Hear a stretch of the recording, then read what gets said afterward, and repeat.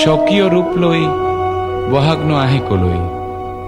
ব্ৰহ্মপুত্ৰৰ দুই পাৰলৈ নহয় জানো এই ব্ৰহ্মপুত্ৰৰ মহান ঐতিহ্যই বাকী।